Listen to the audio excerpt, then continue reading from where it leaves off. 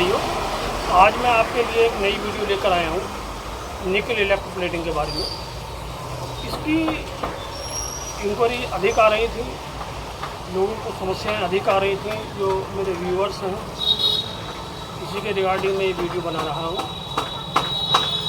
तो आपको मैं सबसे पहले इलेक्ट्रोप्लेटिंग में क्या क्या समस्याएं आती हैं उनके बारे में मैं बताऊँगा, और उन समस्याओं के अलावा आपको इलेक्ट्रोप्लेटिंग अगर कोई नया प्लांट शुरू करना चाहता है तो उसमें क्या क्या एसेसरीज, क्या क्या केमिकल्स रिक्वायर्ड होते हैं वो भी मैं बताऊंगा।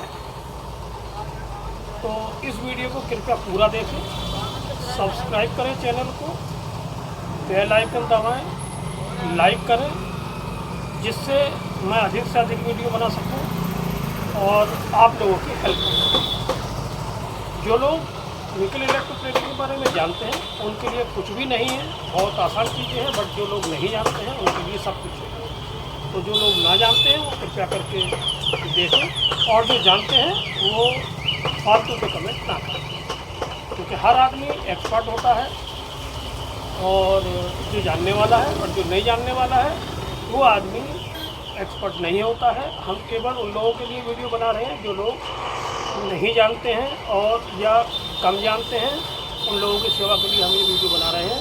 जो लोग एक्सपर्ट हैं, जो जानते हैं, वो इस चीज़ में अपने व्यू कमेंट ना दें। धन्यवाद।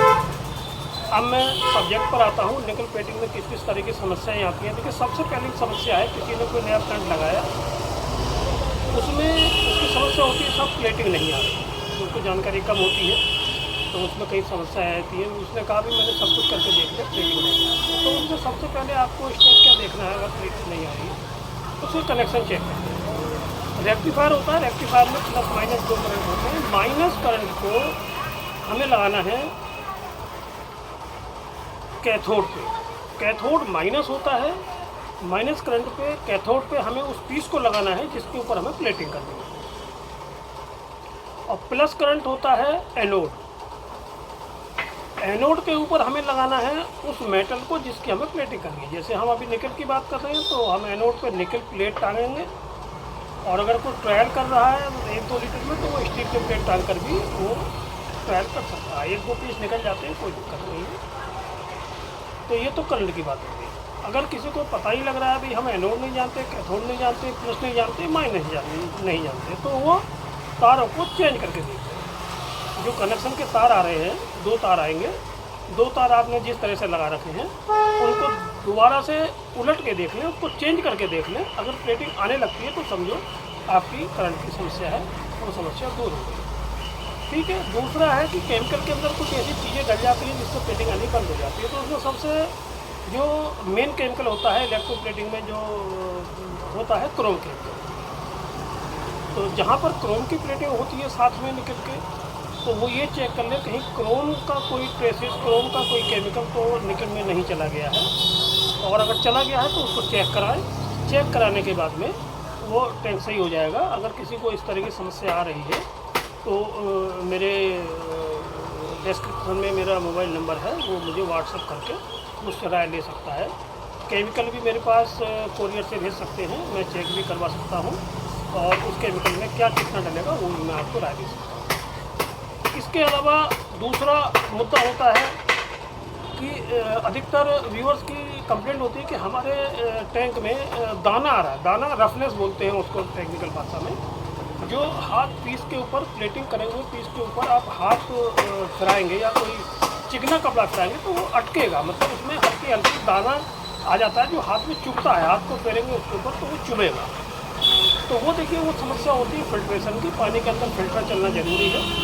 आप फिल्टर को प्रॉपर चलाएंगे तो फिल्टर में दाना नहीं आएगा। फिल्टर को खोल करके उसमें कागज़ और कपड़ा लगाए जाते हैं। जो लोग करते हैं इस चीज़ को, या जो लोग नया लगा रहे हैं, वो उन्होंने फ़िल्टर लिया होगा, फिल्टर को प्रॉपर चलाएं तो वो समस्या दूर हो जाएगी।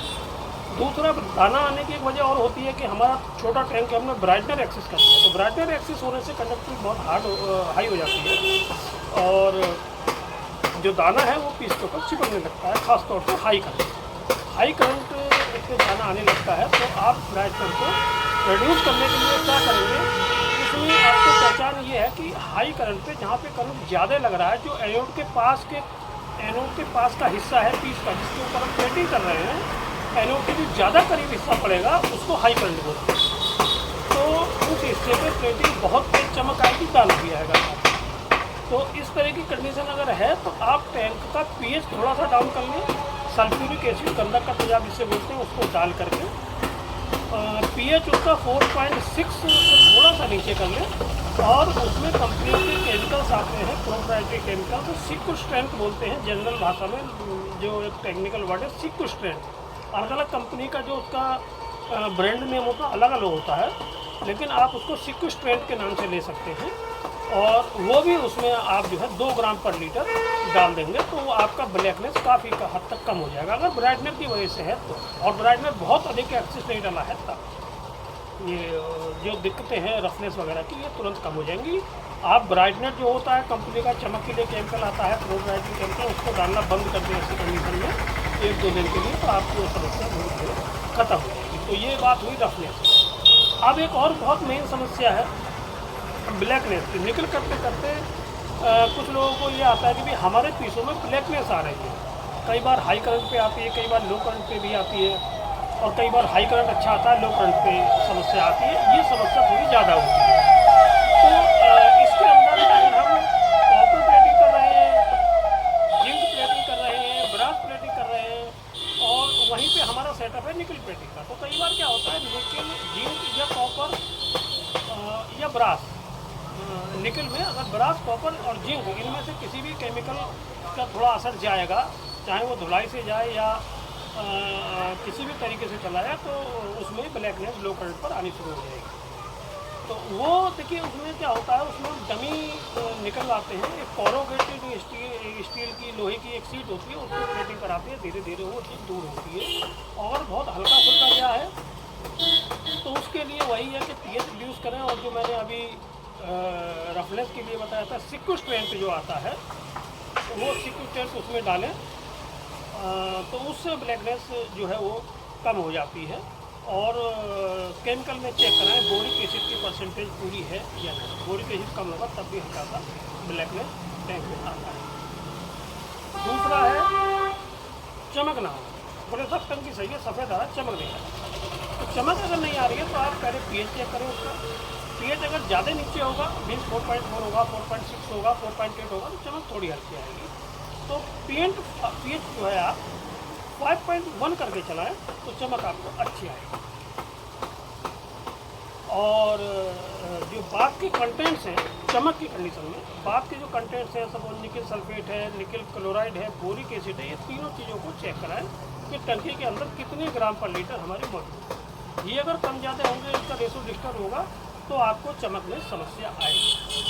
ठीक है, तो ये तो हुआ आपका जो मेन समस्याएं आती हैं वो मैंने बताई हैं। समस्याएं और भी बहुत होती हैं, बट मेन समस्या यही आती है। बाकी किसी को कोई समस्या आ रही है तो मेरे डिस्क्रिप्शन में मेरा मोबाइल नंबर है, व्हाट्सएप पे वो मुझे मैसेज करके अपने पीस को फ़ोटो खींच के मुझे सेंड कर सकता है। मैं उसको देख के बता दूंगा कि इसमें क्या समस्या है और क्या आपको करना चाहिए। दूसरा है टैंक में अगर ज़्यादा समस्या आती है, बार बार टैंक ख़राब हो रहा है, पुराना पानी हो गया है, 4-5 साल से आप चला रहे हैं, तो उसका हमें एक बार ट्रीटमेंट करना होता है। तो उस ट्रीटमेंट का क्या प्रोसीजर है मैं आपको पूरा बताऊंगा।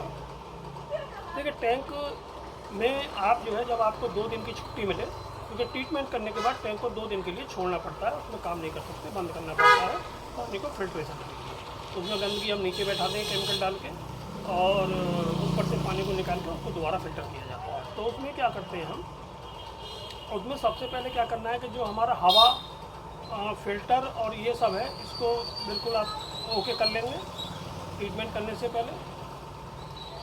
और फिल्टर को ओके करके साइड से निकाल दें, अलग रख दें, मतलब कि उसके अंदर टैंकी के अंदर से फिल्टर का पाइप बाहर निकाल दें, और उसके बिजली के कनेक्शन ही काट दें तो ज़्यादा बढ़िया होगा, क्योंकि वो उसकी रिक्वायरमेंट नहीं है। वो धोखे से चल गया तो ट्रीटमेंट हमारा खराब हो जाएगा, क्योंकि ट्रीटमेंट करने के बाद पानी हिलना नहीं चाहिए, इसलिए हम राय देते हैं कि फिल्टर को निकाल के अलग।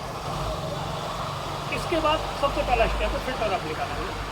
इसके बाद आप पानी को गर्म करेंगे 60 से 70 डिग्री, दूसरा स्टेप। इसके बाद तीसरा स्टेप, टैंक के अंदर हवा चला देंगे। ट्रीटमेंट करते समय ये प्रोसेस होगा। जब आपको ट्रीटमेंट करना है, आप टैंक में हवा चला लें। हवा चलाने के बाद में आप उसमें 1 ग्राम पर लीटर के हिसाब से, जैसे कि 100 लीटर का है तो आप 100 ग्राम पोटेशियम परमैंगनेट सादा पानी में घोल करके टैंकी में डालेंगे। धीरे धीरे घुलता है, पूरा घोल के ही डालना है पानी। सादा पानी में, सिंपल पानी में, डीएम वाटर हो तो अच्छा है, उसमें घोल के आप डालें। आधे घंटे हवा चलने, ये सब आप एक जगह नोट कर लें, वीडियो पॉज कर दें, ये सारी चीज़ें आप नोट कर लें। वीडियो को रोक के कापी पेन ले लें और आप इसको नोट करें। आधे घंटे हवा चलाएं पोटेशियम परमैंगनेट डालने के बाद। इसके बाद दूसरा स्टेप आता है, इसके अंदर 2 ग्राम पर लीटर एक्टिवेटेड कार्बन आता है, वो डालें। 2 ग्राम पर लीटर का मतलब 100 लीटर पानी अगर निकल का किसी का है तो 200 ग्राम। फिर उसमें आधे घंटे हवा चलाते रहें। याद रखें टेम्परेचर इसका 60 से 70 डिग्री के बीच में होना चाहिए। अच्छे ट्रीटमेंट आपके कार्बन डालने के बाद आधे घंटे हवा चला दी, ठीक है। और इसके बाद में मैंने एक स्टेप शायद मिस कर दिया, आप उसको नोट करें। आपको ट्रीटमेंट करने से पहले, पोटेशियम परमैंगनेट डालने से पहले आपको पीएच और रिड्यूस करना है। सल्फ्यूरिक एसिड के अंदर का तेजाब डाल के पीएच इसका 4.4 से 4.4 के बीच में कर लें। उसके बाद पोटेशियम परमैंगनेट डलेगा, आधा घंटे हवा चलेगी। उसके बाद एक्टिवेटेड कार्बन डलेगा, आधे घंटे हवा चलेगी, ठीक है।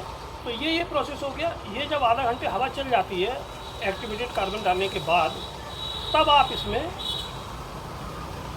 पीएच इसका बढ़ा लें। सोडियम हाइड्रोक्साइड आता है, थोड़ा अच्छी क्वालिटी का लें। पीएच इसका 6 के आसपास धीरे धीरे घोलें उसको भी सादा पानी में और डाल दें। पीएच 6 हो गया। पीएच 6 होने के बाद उसमें हवा चलने से 2 घंटे हवा चलाने के बाद उसमें से हवा बंद कर दें, हवा का पाइप निकाल दें। उसके अंदर जो हवा का कॉइल होता है जिसमें से हवा टैंक में पास होती है, उस कॉइल को निकाल के रख दें। जो पाइप होता है, पाइप से बनाई जाती है प्लास्टिक के, वो या जो लोग अलग अलग तरीके से अपना बनाते हैं, वो हवा के सिस्टम को पूरे को निकाल के टैंक से बाहर रख दें, उसको साफ करें। हीटर को भी बाहर निकाल लें, उसको भी साफ करें। हीटर में निकल के पानी जम जाता है, गंदगी जम जाती है, उसको भी साफ करें। ट्रीटमेंट के दौरान हर चीज़ साफ हो जानी चाहिए। ऐसा हो जाना चाहिए जैसे टैंक हम नया बना रहे हैं। हीटर भी साफ हो गया आपका, हवा भी साफ हो गया। फिल्टर आपने बाहर निकाल लिया, उसको भी धो धा के साफ कर दिया। उसको कार्बन लगाएंगे बाद में, और वो सब उसको फिल्टर को धोने के बाद कागज़ वगैरह उसमें लगा के साइड से रख दें। अब 2 दिन उस पानी को जो निकल कर हमने केमिकल डाले हैं ये, उसको ऐसे ही छोड़। जब आप तीसरे दिन आएंगे तो जो फिल्टर आपने साफ करके रखा हुआ है, उस फिल्टर से उस पानी को धीरे धीरे बाहर निकालें। उसमें नीचे आपको काला कार्बन और वो गंदगी बैठी मिलेगी, उसको अंदर ही छोड़ देना है। उसको एक अलग डब्बे में निकाल के रख सकते हैं। जो गंदगी है नीचे, उसमें पानी निकल कर ऊपर आएगा, धीरे धीरे वो डिकेंट होगा, नीचे गंदगी बैठेगी, तो उस पानी को धीरे धीरे बाहर निकालते रहें। ऊपर फिलहाल उसमें जितना साफ पानी आप ले सकते हैं टैंक में से, वो बाहर लें। जैसे 100 लीटर पानी है तो उसमें 80 लीटर पानी ही बाहर आएगा। बाकी जो 20 लीटर गंदगी होगी उसको उठा के आप अलग कर। अब उसमें आप 80 लीटर पानी आपको मिला, 20 लीटर पानी सादा पानी डाल के आप उसको टैंक को पूरे को साफ कर लें। पानी आपने बाहर निकल गया, टैंक को पूरे को साफ कर लें, बिल्कुल क्लीन कर लें, और पानी को दोबारा वापस डालें और उसमें फिल्टर को चालू कर दें। अपनी हवा लगा लें, दोबारा हीटर दोबारा लगा दें। रेक्टिफायर के कनेक्शन जो आपने साफ़ करे होंगे, खोले होंगे, उनको दोबारा साफ़ करके दोबारा लगा दें। टैंक आपका रेडी हो। अब इसमें क्या होता है, जब हम ये डालते हैं तो आप इसमें हम जो एडिटिव डालते हैं, प्रोप्राइटरी केमिकल्स होता है, तो ये एडिटिव इसमें काफ़ी कम हो जाता है। तो 5 ml पर लीटर आप इसमें एडिटिव डालें। 100 लीटर पानी में 5 ml पर लीटर के हिसाब से एडिटिव डालें, मतलब आधा लीटर एडिटिव इसमें बैठेगा। आप आधा लीटर एडिटिव, जिस भी कंपनी का केमिकल आप चलाते हैं, आधा लीटर एडिटिव डाल के और पीस लगा के देते। हल्का सा दाना आ सकता है, रफनेस आ सकती है, तो आप फिल्टर 4 घंटे 5 घंटे फिल्टर उसमें चलाएं कागज़ लगा के, तो वो ख़त्म हो जाएगा और टैंक आपका एकदम नया हो जाएगा। उसके बाद में ऐसा मान के चलिए कि पानी आपने नया बनाया है बिल्कुल, और वो उसी तरह वर्क करेगा जैसे नया पानी बनाया। तो ये ट्रीटमेंट की बात हुई। अब हम आपको बताते हैं कि ये ट्रीटमेंट करना क्यों होता है। इसके अंदर जब हम केमिकल डालते हैं, ब्राइटनर, एडिटिव और भी कई तरह के केमिकल डालते हैं, सल्फ्यूरिक एसिड डालते हैं, तो इसमें कुछ ना कुछ इम्प्योरिटीज होती है। तो वो धीरे धीरे 1 साल में 2 साल में वो बढ़ जाती हैं। तो उनको रिमूव करने के लिए हमें ये ट्रीटमेंट करना होता है साल में 1 बार। अगर आपका रेगुलर वर्क है तो साल में 1 बार आपको ट्रीटमेंट करना जरूरी है। 6 महीने में कर लेंगे और अच्छा रहेगा, बट आपको साल भर में करना बहुत ज़रूरी है। तो ये ट्रीटमेंट का मुद्दा है। अब मैं आपको बताता हूँ, इस चीज़ को सही से नोट करिए कि इलेक्ट्रोप्लेटिंग ये उन लोगों के लिए जो लोग नया लगाना चाह रहे हैं, तो उनके लिए हमें क्या क्या चाहिए। अब देखिए, कुछ लोगों के फ़ोन आते हैं या कुछ लोगों की इंक्वायरी आती है थ्रू मैसेज कि भाई हमें निकल प्लेटिंग लगाना है, खर्चा बताओ। तो खर्चा बताने के लिए या तो आपको हमें अपना पीस भेजना पड़ेगा, पीस की लंबाई, चौड़ाई, ऊंचाई कितनी है, उसके हिसाब से हमें पता लगेगा कि कितना बड़ा टैंक बनना है कि उस पानी में डूब जाइए। दूसरा, रेक्टिफायर उसी हिसाब से डिज़ाइन किया जाएगा कि भाई जितना बड़ा टैंक होगा, जितना भारी बड़ा पीस लगाना है, उसके हिसाब से रेक्टिफायर लिया जाएगा। तो आपको पीस भेजना है और आपको ये बताना है कि आपको पर डे कितना पीस आपको चाहिए प्रोडक्ट। क्योंकि अगर एक बड़ा पीस एक टैंक में ये आ रहा है, 15 मिनट हम प्लेटिंग कर रहे हैं, तो शाम तक कितने पीस निकलेंगे आप अपने हिसाब से लगाओ। घंटे में 4 पीस निकलेंगे, तो उस हिसाब से आपको प्रोडक्शन कितना चाहिए। तो ये सब चीज़ें जाननी ज़रूरी होती, तभी हम बता पाएंगे कि आपको प्लांट लगाने में कितना खर्चा है। आपको देखना यह है कि आपको पीस क्या निकालना है, लंबाई, चौड़ाई, ऊंचाई क्या है उसकी, और वो एक दिन में कितना आपको पीस निकालना है, वो आप अंदाज़ा बताएंगे, तभी हम बता पाएंगे कि आपको प्लांट लगाने में कितना खर्चा है। क्योंकि छोटा प्लांट अगर किसी का 2 बाई 2 का पीस है, 2 इंच बाई 2 इंच का, तो उसका प्रोडक्शन तो 100 लीटर के टैंक में भी शाम तक 1000 पीस निकल जाएंगे, 2000 निकल जाएंगे, ज़्यादा भी निकल सकते हैं। लेकिन अगर किसी का 1 फुट बाई 1 फुट का पीस है, तो 2 ही पीस आएंगे 100 लीटर वाले टैंक में, तो वो शाम तक 60-70 पीस निकलेंगे, 100 पीस निकल जाएंगे। तो उस हिसाब से मैं आपको ये समझा रहा हूँ कि ये चीज़ आप बताएँ। अब रिक्वायर्ड क्या क्या चीज़ होती है वो आप देखिए। रेक्टिफायर रिक्वायर्ड होता है। रेक्टिफायर सबसे कम, जो छोटे लोग हैं 100 लीटर का पानी बनाएंगे तो 12 बोर्ड 100 एम का रेक्टिफायर चाहिए, और लगभग 16 से 18,000 रुपये की। एक हमें फिल्टर चाहिएगा निकल के पानी के लिए, करीब 10,000 रुपये का है। ये 6 इंच गोलाई में होता है और 10 प्लेट इसके अंदर होती है, 10 से 12 प्लेट। एक ब्लोअर आएगा, हवा ब्लोअर। ये स्टैंडर्ड ब्लोअर लेंगे तो 15-16 हज़ार का मिलता है। बाकी लोकल ब्लोअर आते हैं वो हम अवेलेबल कराते हैं, वो हमें यहाँ सेकेंड के होते हैं, सेकेंड हैंड होते हैं, तो किसी और काम में यूज होते हैं। बट हम इलेक्ट्रोप्लेटिंग में 400 लीटर के टैंक तक उसको लगवा देते हैं, वो आपको 6 से 8 हज़ार के बीच में जाता है। और टैंक चाहिए जिसके अंदर हमें पानी बनाना है, या तो हम किसी बाल्टी बकेट में 100 लीटर पानी बनाएं, तो उसके लिए हमें टैंक या बकेट चाहिए। डीएम वाटर चाहिए, डीएम वाटर में पानी बनाएंगे, डीएम वाटर चलाएंगे तो ज़्यादा अच्छी क्वालिटी आएगी। तो डीएम वाटर चाहिए। मान लिया 100 लीटर हमें बनाना है तो 200 लीटर डीएम वाटर चाहिए, धुलाई वगैरह के लिए भी चाहिए। उसके लिए गिलास के हीटर चाहिए होते हैं। 100 लीटर पानी में कम से कम एक हीटर चाहिए 2000 किलोवाट का। एक थर्मामीटर चाहिए पानी को चेक करने के लिए बीच बीच में कि कितनी डेंसिटी, डिग्री कितनी है इसकी। एक हाइड्रोमीटर चाहिए, पानी को हीटर लगा के गर्म करते हैं तो टेम्परेचर बीच बीच में चेक करना पड़ता है कितना टेम्परेचर है। और एक इलेक्ट्रिक केबल जिससे हम कनेक्शन देंगे रेक्टिफायर से। और निकल के एनोड चाहिए। अब केमिकल पे आते हैं। केमिकल क्या क्या चाहिए? निकल सल्फेट चाहिए, ये 250 ग्राम पर लीटर डलता है। आप हिसाब लगा सकते हैं कि जैसे 100 लीटर में 25 ग्राम। निकल क्लोराइड चाहिए, ये 50 ग्राम पर लीटर डलता है, 100 लीटर में 5 किलो। बोरिक एसिड चाहिए होता है, ये 40 ग्राम पर लीटर डलता है, 100 लीटर में 4 किलो। ब्राइटनर चाहिए होता है, जो चमक डेवलप करता है निकल प्लेटिंग में, ये 0.5 ml पर लीटर डलता है, 100 लीटर में 50 से 100 ग्राम ही डलेगा एक बार में, बट 1 लीटर की बोतल आती है। एडिटिव चाहिए होता है 100 लीटर पानी में 1 लीटर, 10 ml पर लीटर डलता है। ये आप 5 लीटर भी क्या ले सकते हैं, 1 लीटर की भी आप 2 लीटर ले सकते हैं। एक केमिकल हमें और लेना होता है जब नया टैंक लाते हैं, सिक्विस्टेन। ये ब्लैकनेस को दूर करता है। सल्फेट डालते हैं तो उसमें अगर हल्की फुल्की इम्प्योरिटी है तो उसको 100-200 ग्राम डाल देते हैं तो उसमें ब्लैकनेस खत्म हो जाती है। तो ये सारी चीज़ चाहिए होती है, आप इनको नोट करके रखिए, वीडियो को बीच बीच में पॉज करिए, पेन ले लीजिए, आप ये सारी चीज़ें नोट करिए और इन चीज़ों का लाभ उठाइए। केमिकल के लिए मैं फिर एक बार बताऊँगा, 10 या 20 या 50 रुपए के लालच में आप कोई भी घटिया कंपनी का केमिकल ना लें। घटिया कंपनी का केमिकल लेने के बाद टैंक को सही करने के लिए जो केमिकल डाले जाते हैं वो कहीं ज़्यादा कॉस्टली बैठते हैं और आपका उधर काम भी लॉस होता है। तो आप अच्छे केमिकल लें, क्योंकि एक बार अच्छे केमिकल लेंगे तो आपको क्वालिटी बढ़िया आएगी, समस्याएं कम आएंगी। टैंक में रेगुलर फिल्टर चलाएं, रेगुलर हवा चलाएं। तो जो प्रिवेंटिव मेंटेनेंस है, प्रिवेंटिव मेंटेनेंस का मतलब हमें प्रिवेंशन पहले से ही करना है कि हमें समस्या आए ही ना। तब आप इसमें कामयाब होंगे। प्लेटिंग में बार बार समस्याएं आती हैं तो आदमी परेशान हो जाता है, प्लांट को बंद करके बैठ जाता है। ऐसे बहुत लोगों को मैंने देखा है। इसीलिए मैं प्रिवेंटिव मेंटेनेंस की बात करता हूँ। प्रिवेंटिव मेंटेनेंस से आप अपने प्रोसेस को अच्छे से चला सकते हैं।